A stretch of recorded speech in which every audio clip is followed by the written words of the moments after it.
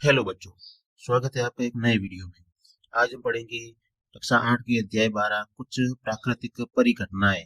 इस पाठ के महत्वपूर्ण प्रश्नों को।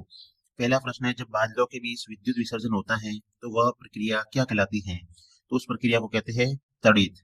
अगला सवाल है, भवनों को तड़ित के विनाशकारी प्रभाव से बचाने के लिए किस युक्ति का उपयोग किया जाता है? तो इसके ऑप्शन है कि विद्युत मीटर, सोलर पैनल। तो उसमें उपयोग किया जाता है तड़ित चालक का। भवनों को विद्युत चिंगारी से बचाने के लिए इसका उपयोग किया जाता है तड़ित चालक का। अगला सवाल है, तड़ित चालक ऊंची इमारतों को बिजली के प्रभाव से बचाता है।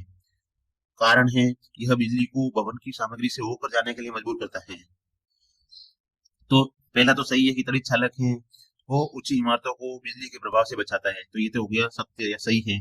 दूसरा लिखा हुआ है कि यह भवनों बिजली को भवन की सामग्री से होकर जाने के लिए मजबूर करता है, तो ये है वो गलत हो जाएगा, क्योंकि ये भवनों की सामग्री से होकर जाने के लिए मजबूर नहीं करता है। तो इसका सही आंसर हो जाएगा बी। ए सही है लेकिन आर है वो गलत है। अगला सवाल है, भूकंप की भविष्यवाणी करना अभी संभव नहीं है। कारण है, पृथ्वी की प्लेटों की गति अचानक और अनिश्चित होती है। तो इसका सही उत्तर है कि ए और आर दोनों सही है। भूकंप की भविष्यवाणी अभी नहीं कर सकते हैं। तो इसका उत्तर हो जाएगा ए आर दोनों सही है और आर ए की सही व्याख्या करता है। अगला सवाल है, बादलों में त्वरित विसर्जन या विद्युत विसर्जन की प्रक्रिया है। कारण है, विपरीत आवेशों के मिलने से भारी मात्रा में ऊर्जा और प्रकाश उत्पन्न होता है। तो इसका सही उत्तर हो जाएगा ए और आर दोनों सही है और आर ए की सही व्याख्या करता है। अगला सवाल है कि विद्युतदर्शी की कांच की खिड़की का क्या उपयोग है? तो विद्युतदर्शी की कांच की खिड़की है वो पत्तियों को बाहर की हवा से प्रभाव से बचाता है। पत्तियों को बाहर की हवा के प्रभाव से बचाता है। अगला सवाल है, नीचे दिए गए शब्दों की सूची पर विचार कीजिए। सुनामी, भूस्खलन, बाढ़ और तड़ित। फिर लिखा हुआ है कि ए है अबस, बसद, सद और अबसद। कौन से सही हैं? तो इनमें से जो सुनामी, भूस्खलन और बाढ़ है ये प्राकृतिक आपदाएं हैं, और इसमें से हो जाएगा अबस है वो सही हो जाएगा। अगला सवाल है, भूकंप आने की संभावना पर कहाँ पर अधिक होती है? तो इसका उत्तर होगा कि भूकंप आने की संभावना है तो जहाँ प्लेटों की सीमाएं दुर्बल होती है वहां पे भूकंप आने की संभावना है वो अधिक होती है। अगला सवाल है, भूकंप तरंगों को किस यंत्र के द्वारा अभिलेखित किया जाता है? तो भूकंप की तरंगों को भूकंप लेखी के द्वारा अभिलेखित किया जाता है। भूकंप लेखी जो उपकरण होता है उसके द्वारा अभिलेखित किया जाता है। अगला सवाल है, विद्यालयों, भवनों आदि के ऊपर त्रिशूल की धातु की पट्टी लगाई जाती है। क्यों लगाई जाती है? तो वो विद्युत विसर्जन से बचने के लिए, विद्युत विसर्जन से बचने के लिए धातु की पट्टी है वो लगाई जाती है। अगला सवाल है, भारत के अति भूकंप आशंकित क्षेत्र कौन से हैं? कश्मीर घाटी है, पश्चिमी केंद्रीय हिमालय, समस्त उत्तर पूर्व। तो इसका उत्तर होगा उपरोक्त सभी। अगला सवाल है, विद्युत विसर्जन की प्रक्रिया को समझाइए अथवा तड़ित झंझा किस प्रकार उत्पन्न होती है? तो तड़ित एक विशाल स्तर की विद्युत चिंगारी है।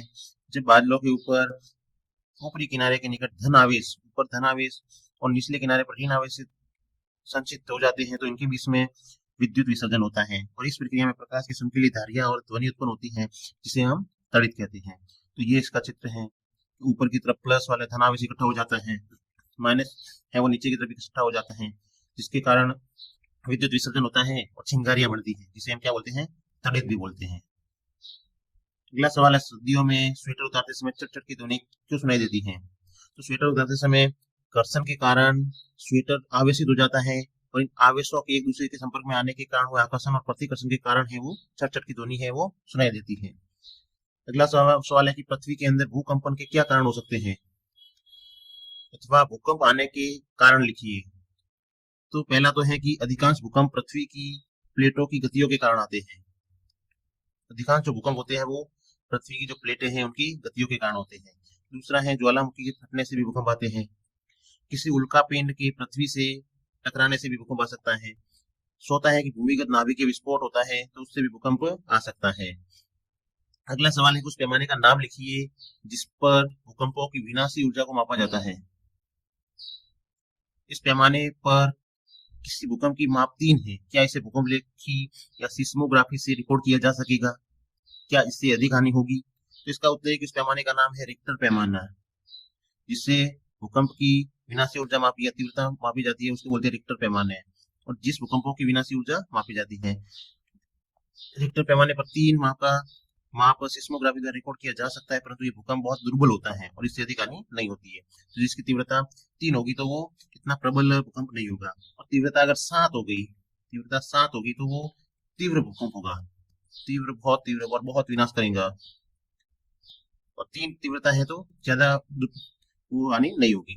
और तीव्रता अगर रिक्टर पैमाने पर 7 मापी गई, इसका मतलब है कि भूकंप है वो बहुत तेज आया था और उससे हानि है वो भी अधिक होगी। अगला सवाल है कि जब हम किसी आवेशित वस्तु को हाथ से छूते हैं तो वो अपना आवेश खो देती है, व्याख्या कीजिए। तो मानव शरीर है वो विद्युत का सुचालक होता है, और जब हम किसी आवेशित वस्तु को हाथ से छूते हैं तो आवेश शरीर से होकर पृथ्वी में चला जाता है और वस्तु अपना आवेश है वो खो देती है। अगला सवाल है, भारत के उन 3 राज्यों या प्रदेशों की सूची बनाइए जहाँ भूकंपों के झटके अधिक संभावित है। तो पहला तो है कश्मीर, जहाँ भूकंप है वो बहुत ज्यादा आते हैं। दूसरा गुजरात का कच्छ का रण है, वहां पे भूकंप ज्यादा आते हैं। और राजस्थान में, ये 3 जगह है जहाँ भूकंप है वो ज्यादा आते हैं, कश्मीर में, गुजरात कच्छ का रण में और राजस्थान में। अगला सवाल है, भूकंप के झटके लगते समय यदि आप घर के अंदर हो तो अपने बचाव के लिए आप क्या क्या सावधानियां रखेंगे, अथवा यदि आप घर में हैं तो भूकंप के झटके लगने की स्थिति में अपने बचाव के लिए क्या उपाय करेंगे? तो इसका उत्तर है कि किसी मेज के नीचे आश्रय लेंगे। घर के अंदर है तो कोई मेज है उसके नीचे आश्रय लेंगे, अथवा झटकों के रुकने तक वही रहेंगे। दूसरा है कि ऐसी ऊंची तथा भारी वस्तुओं से दूर रहेंगे जो अपने पे गिर सकती हैं, तो भारी वस्तुओं से दूर रहेंगे। तीसरा है कि यदि बिस्तर पर है तो उठना नहीं है, अपने सिर का तकिए से बचाव करना है, सिर के ऊपर तकिए को रखना है। तो ये 3 कारण है, जिस घर के अंदर रहते हैं तो भूकंप के झटकों से बचाव किया जा सकता है। अगला सवाल है, मान लीजिए आप घर से बाहर हैं तथा भूकंप के झटके लगते हैं, आप अपने बचाव के लिए क्या सावधानियां बरतेंगे? अगला सवाल है कि मान लीजिए आप घर से बाहर हैं और भूकंप के झटके लगते हैं, आप अपने बचाव के लिए क्या सावधानियां बरतेंगे? तो घर के बाहर रहने पर भवनों, वृक्षों तथा ऊपर जाती विद्युत लाइनों से दूर किसी खुले स्थान पर जाना है और धरती पर लेट जाना है। दूसरा है कि यदि आप किसी कार बस में हैं तो बाहर नहीं निकलना है, यदि कार बस को खुले स्थान पर लेके जाना है, और भूस्खलन या भूकंप के झटके समाप्त होने से पहले बाहर नहीं निकलना है। अगला सवाल है कि तड़ित से सुरक्षा के उपाय बताइए। तड़ित से सुरक्षा के उपाय बताइए। तो पहला तो है कि गरज सुनाई देने पर किसी सुरक्षित स्थान पर जैसे घर या इमारत के अंदर चले जाना है। दूसरा, यदि आप कार या बस में हैं तो खिड़की दरवाजों को बंद करना है। तीसरा है, खुले मैदान में नहीं जाना है और किसी पेड़ के नीचे भी शरण नहीं लेनी है। बिजली के तारों और धातु की वस्तुओं को भी नहीं छूना तड़ित के समय। तो तड़ित के समय ये उपाय करके अपनी सुरक्षा है वो कर सकते हैं। अगला सवाल है, तड़ित चालक क्या है? ये भवनों की सुरक्षा कैसे करता है? तो तड़ित चालक एक ऐसी युक्ति है जिसका उपयोग भवनों को तड़ित के प्रभाव से बचाने के लिए किया जाता है। भवन है उसको तड़ित के प्रभाव से बचाने के लिए है वो तड़ित चालक का उपयोग किया जाता है।